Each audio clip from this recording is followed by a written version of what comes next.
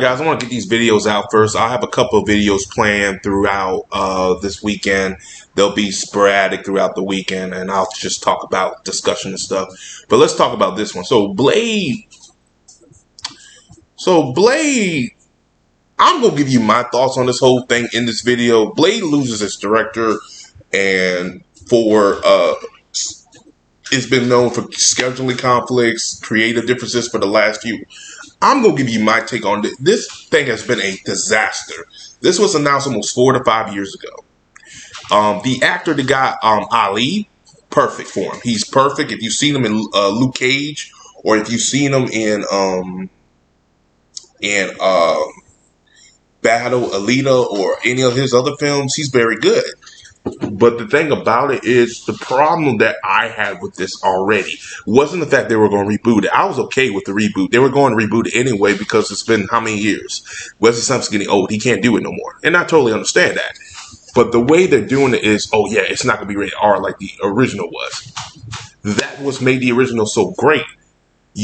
Don't change what work. You know, you're trying to keep it into that Marvel bubble. It may not work like that. The horror stuff, I think, works as a R-rated element, because the problem I had with the X-Men New Mutants is it wasn't R-rated, because they PG-13 it down to the point, so it was like, oh, let's do it like this, and the film was a mess.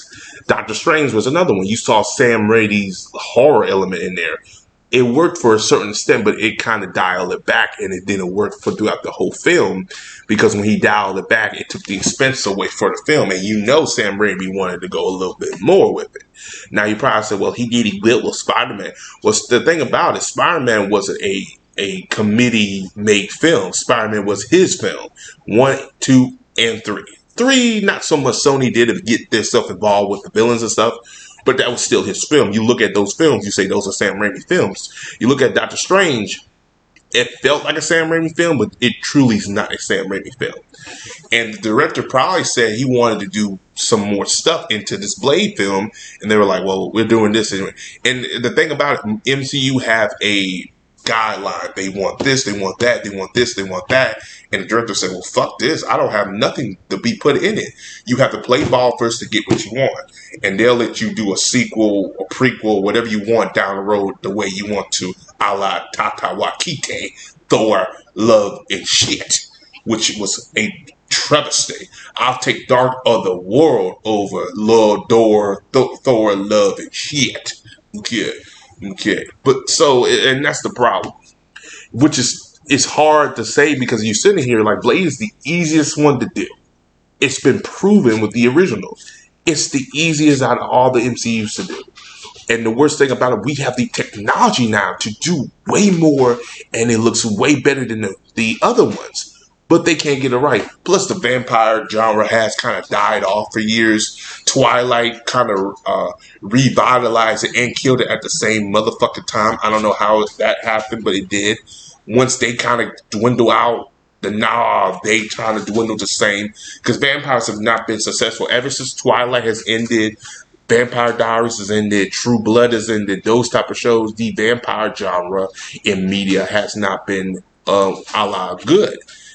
There's not been a lot of hit vampire shows on the level of a Buffy, True Blood, etc. And the Vampire Diaries and the originals, all those shows. Even the sequel they did, Legacies, got canceled because it wasn't as good. But then they did on fairy shit. But you get my point.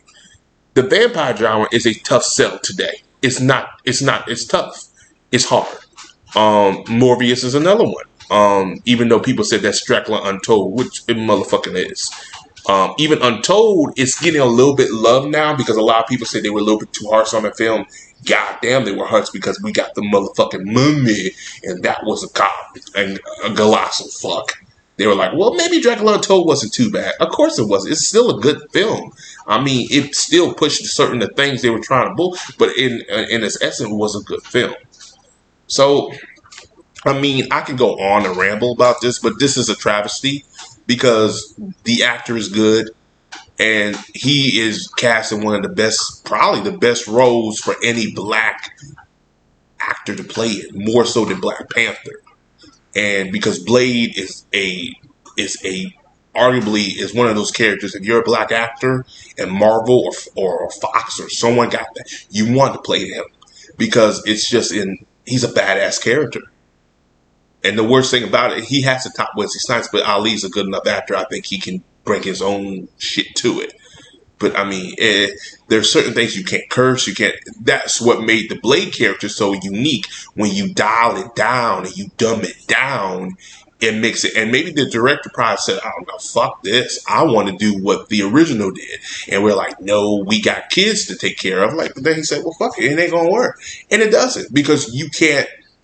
People say, "Well, you can make it better." You know, if Blade is cursing and saying these words, fucking all that other stuff, then you have to either do what they do or go as more hard R than what they did. You know what I'm saying?